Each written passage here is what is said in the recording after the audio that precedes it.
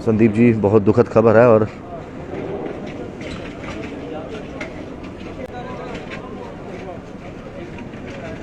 दुखद हादसे में मृत्यु हो जाना। National highway authority of India बड़े बड़े वादे तो करती है, वहाँ पर काम लगा हो या ना लगा हो, लेकिन धरातल पर कितने ही नजर आते हैं। देखो, आप भी बड़ी बंद जानते हो, आप भी लोकल हो, आप भी घूमते हो, हाईवे देखा है। इनकी जो गुंडागर्दी और दादागिरी जो हाईवे की काफ़ी मात्रा में बढ़ चुकी है। जो उनकी गाइडलाइन या इंस्ट्रक्शन होती हैं, जो वो एक भी रूल ये खुद फॉलो नहीं करते, लेकिन जो समाज के आम लोग गरीब तबका है उनको तो प्रेशराइज करके डंडे लाठियाँ बड़ी सी पर्चे लगे हुए हैं। आपने देखो कितने पर्चे बंद करने लगे हैं। वो गुंडागर्दी खत्म का समय अब आ गया है। इनकी जो फैसिलिटी जो टैक्स हमसे लेते हैं 500 या 400 या कुछ भी लेते हैं, इनका जो पहला जो काम होता है कि जो इनकी एम्बुलेंस होती है उनके अंदर वेंटिलेटर, डॉक्टर, टेक्नीशियन, ऑक्सीजन, ये चीज़ें प्रॉपर ढंग से इनके अंदर होनी चाहिए थी, जो कल नहीं हुई। इनकी जो एम्बुलेंस है उसके अंदर ऑक्सीजन तक नहीं था, डॉक्टर तक नहीं थे। उधर बच्चों की ऐसे फेंका था जैसे कोई मर चुके हैं। तब वो तीनों लोग जिंदे थे जब एम्बुलेंस के अंदर दिए। जब यहाँ पहुँचे कुछ ये इनका ये भाई साहब यहीं पे थे। इनका ये कहने का मतलब है इनकी जो सांसें इनके हिसाब से यहाँ तक चल रही थी, लेकिन उनका जो लाने का सिस्टम ऐसा रहता है कोई बकरे काट के फेंके हुए हैं। तो ये चीज़ें नहीं होनी चाहिए थी।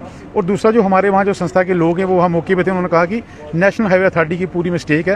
इन्होंने जो डाइवर्जन दिया था उसको कोई बोर्ड छोड़ कुछ भी ऐसा इशारा नहीं किया था।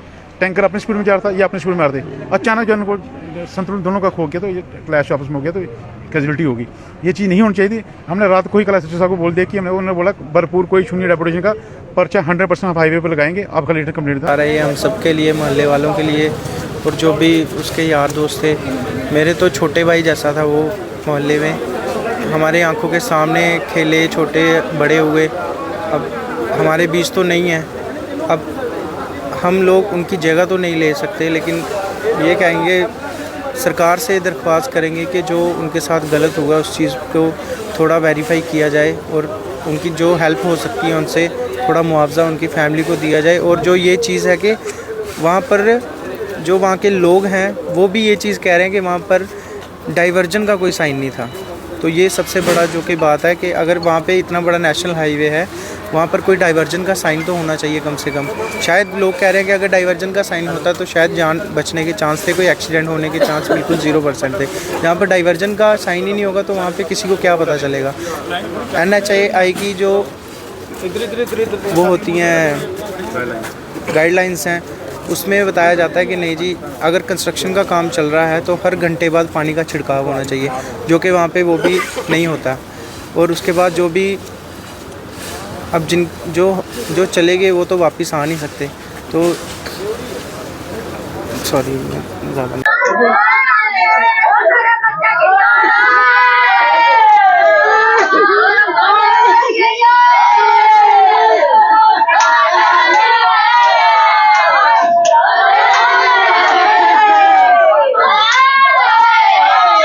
तो अभी ऑथेंटिकेशन नहीं है, ना तो पावर है। अब जब अगर डिप्टी ये डीसी साहब बैठे हैं, डिप्टी कमिश्नर साहब बैठे हुए हैं या और हॉस्पिटल की उच्च अधिकारी जो बैठे हुए हैं, ये उनको देखना चाहिए कि हमारी कहाँ नेग्लिजेंस है, जहाँ हमें कमियाँ पूरी करनी है। जो चीज़ हम कहते हैं कि ये होनी चाहिए, ये होनी चाहिए नहीं, ये होना वहाँ पे मौजूद होना चाहिए। ये सिलसिला चीजें तब होती हैं जब कोई बड़े हादसे हो जाते हैं, उसके बाद जागते हैं। देखिए बात वही है, जब तक सुखी हैं सारे, कोई किसी को कान तले जूं नहीं रेंगती है। जब कोई ऐसा इंसिडेंट होता है तो सब जाग जाते हैं। मुझे तो जहाँ तक लगता है, अभी आप जाके देख लेंगे जहाँ पे इंसिडेंट हुआ है, आज वहाँ तामझाम लग गया होगा, सारा सिलसिला कोई डाइवर्जन ये वो अलर्ट हो गए होंगे।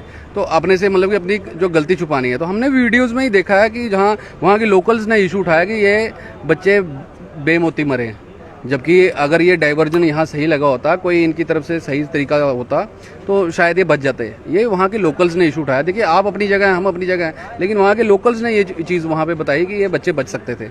जो बहुत बड़ी है इनकी वो है नेग्लिजेंस है। तो बाकी टीनेजर्स थे तीनों, तो घर से बेचारे मिडिल क्लास फैमिलीज हैं। कोई अभी 10-15 हज़ार तनख्वाह ले रहा है, कहीं प्राइवेट काम कर रहे हैं। तो वही है, अब बहुत दर्दनाक हादसा है। हम तो चाहते हैं ये कि इनको कोई इंसाफ मिले, इंसाफ मिलना चाहिए। लेकिन जब हमने वहाँ पे देखा जो 1033 नेशनल हाईवे अथॉरिटी की एम्बुलेंस जहाँ पे इंजर्ड लाए गए, उसमें 3 इंजर्ड बोल सकता हूँ मैं, डेड बॉडी नहीं बोल सकता हूँ। अगर उस गाड़ी में सही डॉक्टर होते हैं, सही टेक्नीशियन होते और वेंटिलेटर होता, सक्शन होता, ऑक्सीजन होता, उसको CPR जिसको हम कहते हैं कि दोबारा रिवाइव कर सकता है हार्ट जिसका, वो उसमें सिस्टम उसमें नहीं, किसी भी गाड़ी में नहीं है। और ये गाड़ियाँ जो फ्री चल रही है ना 102, 108, 1033, ये फ्री में नहीं है, लोगों के लिए फ्री में है, लेकिन ये गवर्नमेंट से लाखों रुपया महीने का वसूलते हैं। अगर लाखों रुपया महीने का वसूलते हैं ये एम्बुलेंस वाले, नेशनल हाईवे अथॉरिटी वाले, तो उनको वो फैसिलिटी क्यों नहीं देते? जो उसमें टेक्नीशियन होते हैं, हम देखते रहते हैं कि जो उन्होंने सिर्फ 3 महीने की ट्रेनिंग की हुई है। अगर 3 महीने की ट्रेनिंग टेक्नीशियन ने की है तो क्या वो इंजर्ड पेशेंट है जिनकी 3 लोगों की जहाँ पे डेथ हो गई, कितने सीरियस होंगे वो? क्या वो उनको बचाने में उनके पास डिग्री है कि उनको बचा सकते? 3 महीने की बच्चे डिग्री लेके इंजर्ड को जहाँ पे ला रहे हैं। और इस तरीके से इंजर्ड को जहाँ पे लाया जाता है, हमेशा कई बार चॉपर से पेशेंट रेस्क्यू करते हैं ना, एयरपोर्ट से जब जहाँ पे एम्बुलेंस आते हैं, कभी उस चीज़ का ध्यान भी हम तो रखते हैं, आपको भी रखना चाहिए। किस तरीके से ऐसे तो मतलब कि भेड़ बकरियों को भी नहीं लाया जाता गाड़ी में, उनको भी संभाला जाता है, उनको भी रास्ते में पानी खाना के लिए दाना पानी रखा होता है। और जो चावल आटा राशन की बोरियां होती हैं, उनको भी बड़े तरीके से आप रखते हो। और आप इन इंजर्ड को इस तरीके से लाते हो कि ये तो एक है ना, ये बिलियन में कमा रहे हैं जो नेशनल हाईवे अथॉरिटी वाले, बिलियन में 250 करोड़ रुपया एक किलोमीटर का ये चार्ज ले रहे हैं। एक किलोमीटर का 250 करोड़ रुपया बिलियन में कमा रहे हैं। तो अगर बिलियन में कमा रहे हो तो आपको किसी ने ये राइट नहीं दिया है कि आप किसी की जान ले सको, जहाँ डेथ हो जाए। क्यों हो जाए भाई? आप कभी नेशनल हाईवे पे आप भी जाते होंगे ना, देखते हो कितनी धूल मिट्टी उड़ती है, और हर घंटे के बाद इनको छिड़काव करना चाहिए। और जो शायद जो MOU इनका साइन होता है ना, पहले MOU मेमोरेंडम ऑफ अंडरस्टैंडिंग जिसको कहते हैं, उसमें शायद पहली यही कंडीशन होगी कि कंस्ट्रक्शन के दौरान, चाहे वो 10-20 साल कंस्ट्रक्शन चले, आपको कोई राइट नहीं होगा कि आपकी वजह से किसी की डेथ हो जाए या कोई इंजर्ड हो जाए। ये पहली कंडीशन होगी। ये कोई भी फॉलो नहीं करते, जितनी भी कंडीशन है वहाँ पे होती है। ये जो कल का हादसा हुआ जिसमें 3 बच्चे इस दुनिया से अलविदा कह गए, वहाँ पे डाइवर्शन नहीं था। वहाँ पे भी हमने ये सुना, वीडियो भी आई थी, वहाँ पे भी स्कलअप हुई है लोकल लोगों की, कि वो कहते हैं कि अगर जहाँ पे डाइवर्शन होता तो ये हादसा नहीं होता। तो ये कहने से, इंटरव्यू देने से थोड़ी होता। आज तो जहाँ पे जो 2 MLA हैं कंसर्न, वहाँ के देवेंद्र राणा जी नगरोटा में जहाँ पे ये हादसा हुआ, और जहाँ पे ये लोग रहते हैं इधर जानीपुर साइड में, जहाँ पे श्यामलाल शर्मा जी हैं, आज कितने बड़ा हादसा हुआ, और ये लोग आज तक इधर अभी तक नहीं पहुंचे हैं। इनको पहुंचना चाहिए था ना, और पहुंच के इंटरव्यू देने से काम नहीं चलता। इनको नेशनल हाईवे अथॉरिटी के ऊपर साथ में जाकर FIR देनी चाहिए उधर नगरोटा थाना में, और इनको लिए मुआवजा मांगना चाहिए। किसी की 5 बहनें हैं, किसी की 2 बहनें हैं, कोई ऑटो ड्राइवर का बेटा है, ये सब गरीब फैमिली से है। इनका आगे क्या होगा? इन MLA को चाहिए जिनको हमने अथॉराइज करके बेचा है ना अपना हाथ। कंपनी में काम करता, ज़ोमैटो की कंपनी में हाँ, तो क्या कितना कमाता होगा बेचारा, अकेला था ना।